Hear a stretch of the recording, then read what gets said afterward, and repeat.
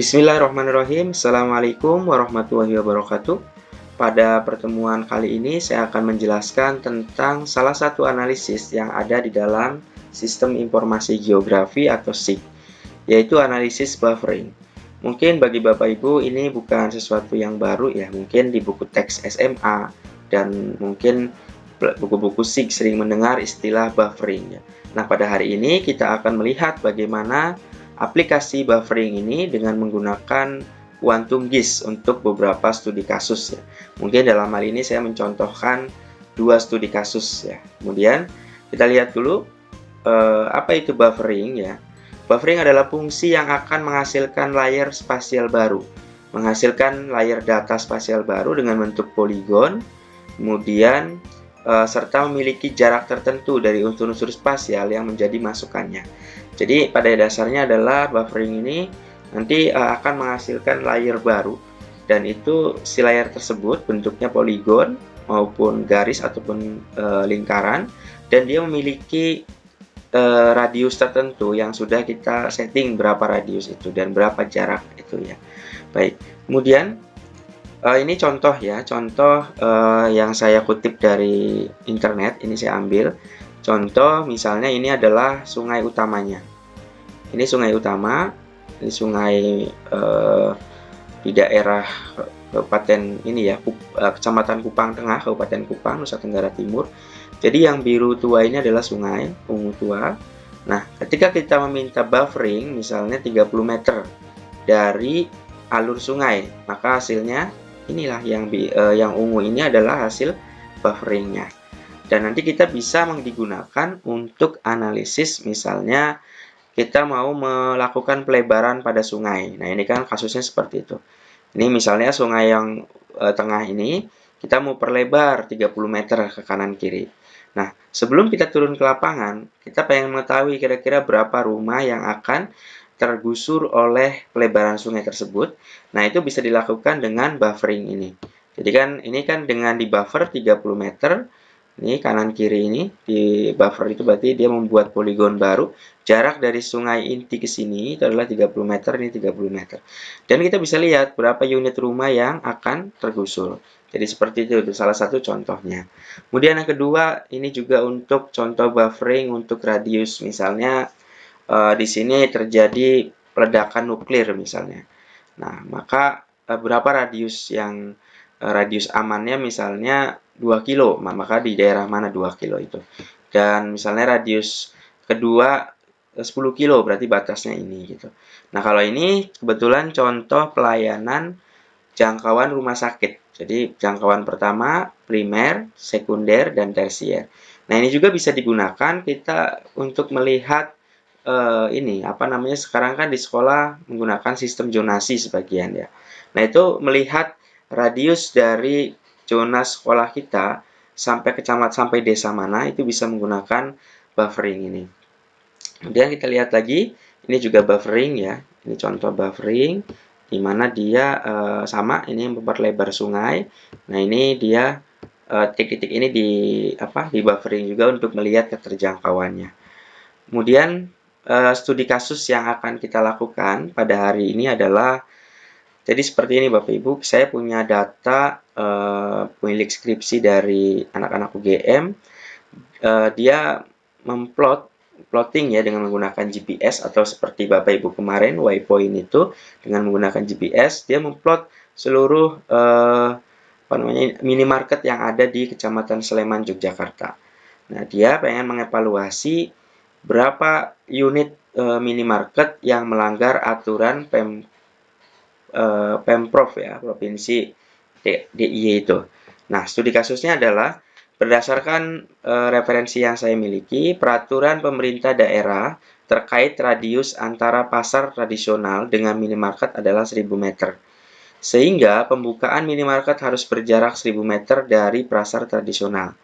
Nah, kita diminta untuk menentukan berapa minimarket yang telah melanggar aturan di daerah tersebut. Oke, nah caranya, nah ini seperti ini gambarannya ya. Ini gambaran logikanya. Jadi ini pasar tradisional.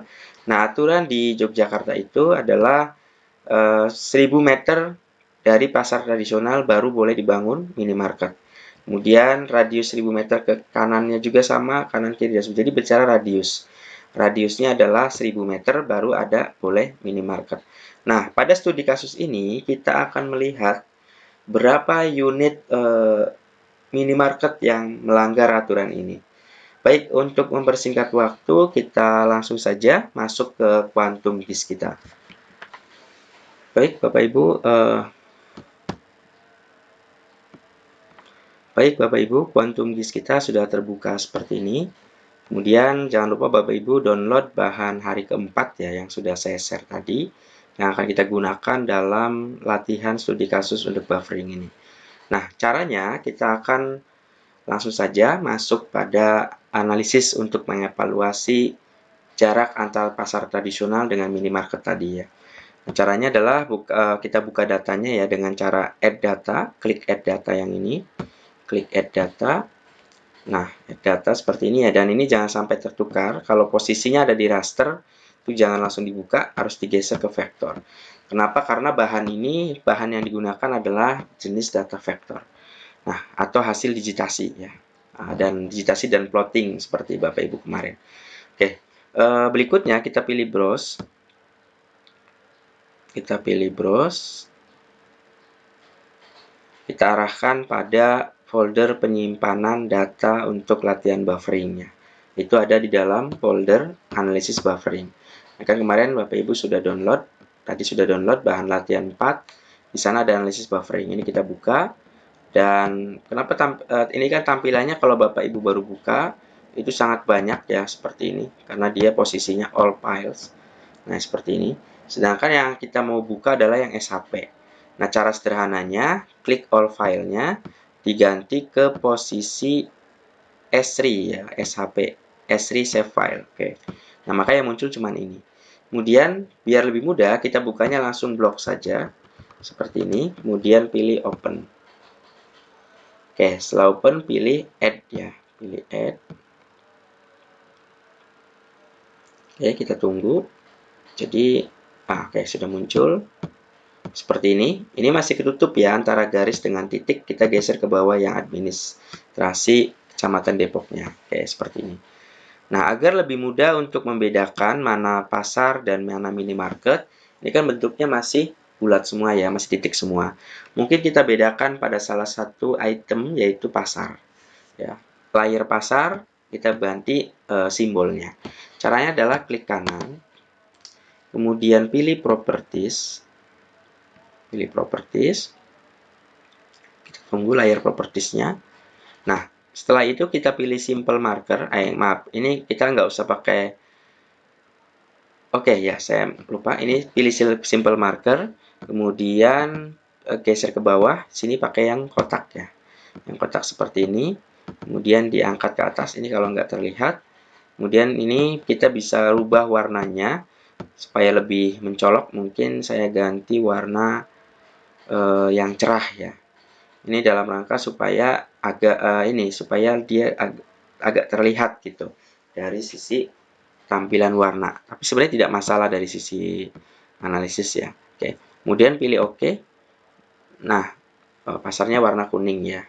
Pasar yang berwarna kuning, atau kita bisa perbesar, tadi saya lupa. Kita perbesar ukurannya ya, size-nya. Ini kan size-nya cuma 2. Kita coba ganti jadi 3,20. Oke, nah ini pasarnya. Oke ya, jadi data sudah siap. Kemudian kita lihat studi kasusnya. Tadi kan studi kasusnya adalah peraturan pemerintah daerah tersebut ya terkait radius pasar tradisional dengan minimarket adalah 1000 meter. Sehingga pembukaan minimarket harus berjarak 1000 meter dari pasar tradisional. Jadi pada intinya adalah jarak kita boleh membuka minimarket baru adalah 1000 meter dari pasar tradisional. Nah, pertanyaannya adalah berapakah minimarket yang telah melanggar ya, sebenarnya bukan melanggar, tidak sesuai dengan aturan tersebut. Oke. Nah, kita coba lakukan di sini ya. Ini. Kemudian caranya adalah sederhana, klik vektor, kemudian arahkan ke geoprocessing tools. Dari geoprocessing tools Bapak Ibu arahkan ke buffer. Klik buffer di sini, klik buffer. Oke, kita tunggu. Nah, jendela buffer sudah keluar. Selanjutnya adalah ini dipastikan pasar tradisional. Karena bisa, nah ini kan kalau kita klik banyak, kita pilih pasar tradisional. Kemudian distance-nya. Nah, distance ini adalah aturan radius tadi atau jarak. Jadi kan 1000 ya, 1000.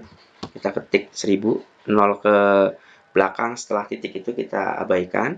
Ini satuannya meter ya, meter. Kemudian hasilnya kita langsung ke sini. Penyimpanannya di mana? Misalnya saya simpan di filenya itu di folder yang kita bikin. Misalnya saya kan sudah membuat folder hasil buffering. Silakan Bapak Ibu yang belum, silakan dibuat. Ini folder hasil buffering. Oke, tadi ya ini saya coba ulangi. Kita sudah membuat folder hasil buffering. Kemudian klik. Nah ini kita beri nama. Misalnya buffering 1000 meter gitu kan. Nah ini jangan sampai lupa save as tipenya adalah pilih SHP. Oke, setelah itu save. Oke, setelah itu bisa Bapak Ibu pilih run ya. Nah, ini pastikan dulu pasar 1000 meter, ini nyimpennya di mana dan pilih run.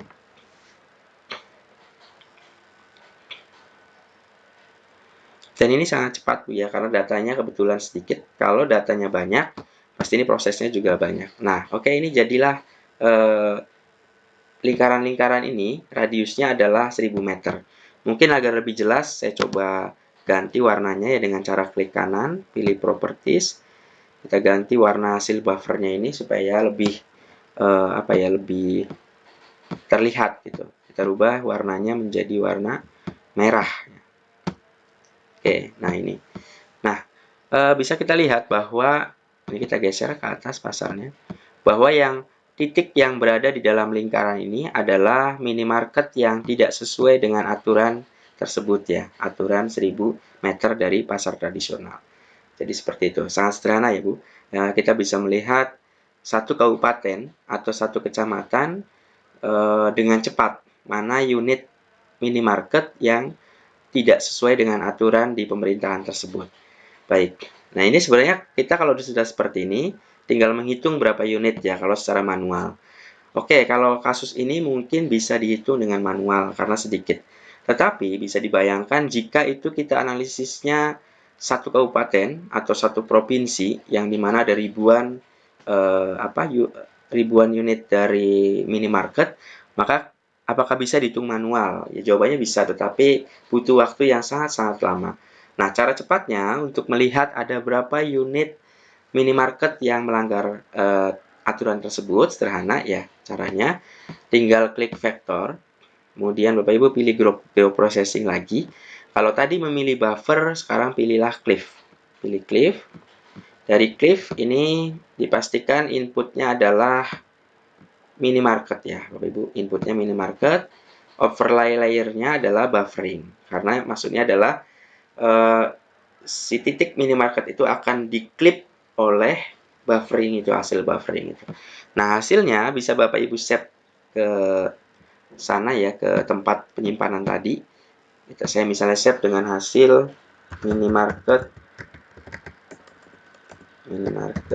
yang tidak sesuai misalnya ya. Tidak sesuai TSS misalnya. Kemudian kita pilih save. Nah, setelah itu sama klik lagi run. Oke, ini sudah kita lihat, nanti kita bisa lihat hasilnya. Ini kan tadi namanya minimarket yang tidak sesuai. Nah, ini pengen tahu berapa jumlahnya, tinggal klik kanan, pilih open attribute table. Nah, sini kan ada ID-nya masih 0, tapi Bapak Ibu bisa melihat di angka di sini. Nah, tinggal kita geser ke bawah. Nah, jumlahnya adalah 29 unit. Jadi, yang berada di lingkaran merah ini atau di dalam radius yang berwarna merah ini itu adalah 29 unit minimarket. Baik, itu untuk studi kasus yang pertama. Berikutnya, studi kasus yang kedua adalah seperti ini. Mungkin ini saya hapus dulu. Ini Bapak Ibu bisa screenshot ya untuk tugas hari keempat ini. Ini screenshot dulu sebelum atau ini unchecklist, bisa di unchecklist saja. Unchecklist, kemudian taruh paling bawah. Oke. Nah, studi kasus yang kedua adalah seperti ini Bapak Ibu. Peraturan pemerintah daerah tersebut juga ya. Maksudnya ini peraturan pemerintah di daerah tersebut juga mengatur jarak antar minimarket, yaitu jarak antar minimarket adalah 500 meter. Sehingga kalau ada misalnya investor atau orang yang mau membuka minimarket lagi yang baru, itu harus berjarak 500 meter dari minimarket yang lain. Nah, sama. Kita tentukan ada berapa yang sudah sesuai ya sekarang mah. Kita coba ganti aja ini, tentukan berapa minimarket yang sesuai gitu. Yang sesuai. Ini tidaknya kita hapus. Yang sesuai. Oke. Baik ya. Caranya sama. Ini datanya masih sama seperti ini. Caranya juga sama ya. Tinggal klik vektor, pilih geoprocessing tools ya, geoprocessing tools. Kemudian pilih buffer.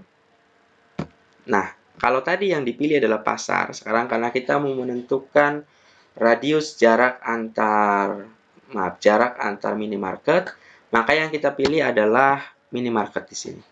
Minimarketnya adalah minimarket yang belum ada TSS-nya ya. Ini market. Kemudian distance-nya berarti jaraknya tadi kan 500. Kemudian hasil di sini, hasilnya bisa kita save dulu ke hasil kita ya. Ini kita bisa beri nama buffer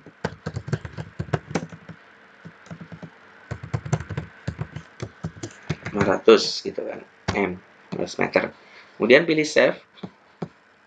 Oke, setelah save bisa pilih run. Oke, ini sudah selesai. Dan kita lihat Bapak Ibu, ada berapa unit yang sesuai. Oke. Nah, bisa Bapak Ibu hitung ya ada berapa yang sesuai. Secara sekilas kita bisa melihat yang sesuai ini ya.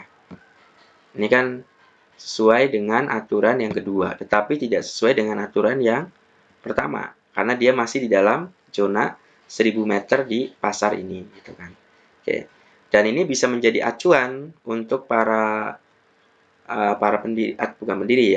orang yang mau membuka minimarket setelah di buffering seperti ini, kita bisa membuat plot di mana yang kira-kira tidak melanggar atau tidak sesuai dengan aturan yang berlaku di sana. Baik Bapak Ibu, ini untuk analisis buffering. Selamat mencoba. Terima kasih. Assalamualaikum warahmatullahi wabarakatuh.